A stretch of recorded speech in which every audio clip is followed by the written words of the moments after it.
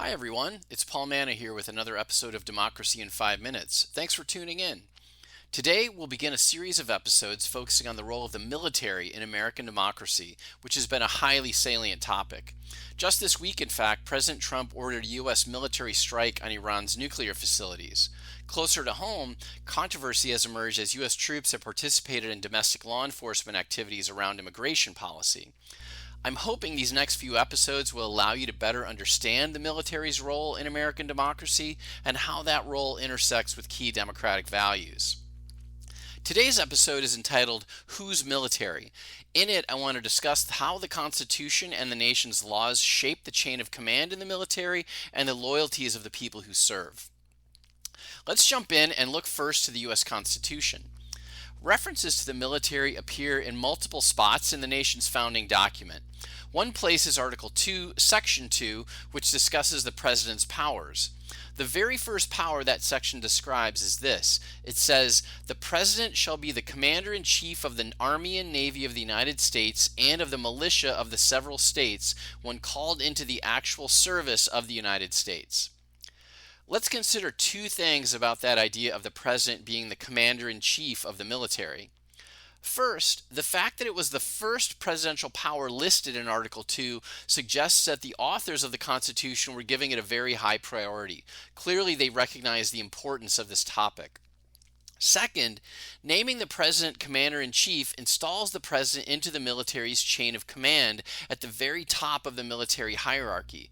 Given that placement, the president's authority exceeds the authority of generals and admirals and other leaders in the armed forces. That has key democratic implications because it creates a direct link between the people and the nation's top military leader.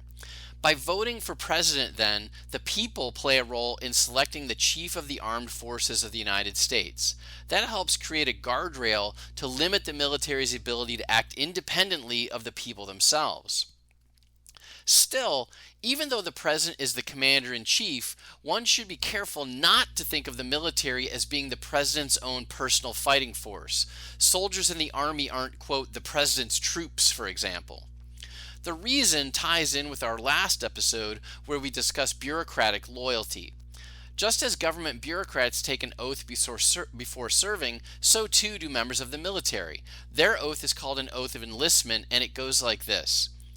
I, and then the person states their name, do solemnly swear or affirm that I will support and defend the Constitution of the United States against all enemies, foreign and domestic, that I will bear true faith and allegiance to the same, and that I will obey the orders of the President of the United States and the orders of the officers appointed over me according to regulations and the Uniform Code of Military Justice, so help me God.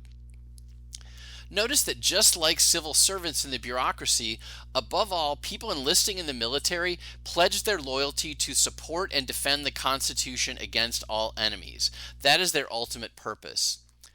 Also notice that last line in the oath about members of the military obeying orders of the president and their superior officers. That makes sense since the president is the commander-in-chief. But notice that the oath does not require the military to do anything that the president says. The oath requires members of the military to obey the president's orders, but with the caveat, as the oath says, quote, according to regulations and the Uniform Code of Military Justice. In other words, the president must give the military lawful orders to obey. The allegiance and loyalty of the troops, then, is still to the law and the Constitution, not to the specific person who is the president. The president's desires for using the military cannot override the Constitution or the law. How to respond to today's question, then, of whose military is it?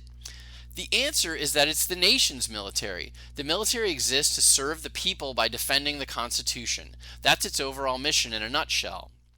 However, that idea was put under stress a couple of weeks ago on June 10th when President Trump gave a speech at Fort Bragg in North Carolina. During his speech that day, the president made highly partisan remarks against his opponents and tried to encourage the troops to applaud and endorse his criticisms. As part of the event's logistics, Army troops appeared behind the president as he spoke. But the troops that were directly behind the president were screened to increase the chances that the president's supporters would be visible. Further, during the president's visit, a private retailer was allowed to set up shop on the grounds of Fort Bragg to sell Trump-themed merchandise to troops, like the sorts of things available at partisan campaign rallies. These elements of the president's visit to Fort Bragg raise concerns from some observers, including some of the people who attended his speech. President Trump's comments and those other elements of the event risked eroding the nonpartisan role that the military is supposed to play in the U.S., which is consistent with the oath that the soldiers at Fort Bragg would have taken when they joined the Army. If the military exists to protect all the people, regardless of their political affiliation, trying to encourage the troops to pick partisan sides goes against their mission to defend the Constitution. With those ideas in mind, what might you do with today's information?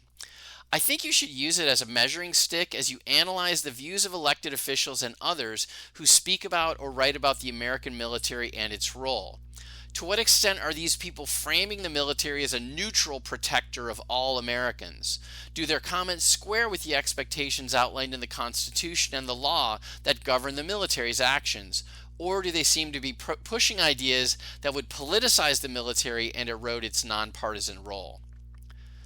That's where we'll wrap up today, folks. I look forward to extending today's discussion next week when we will dive deeper into this theme of the military and American democracy. Until then, take good care, and I'll see you soon.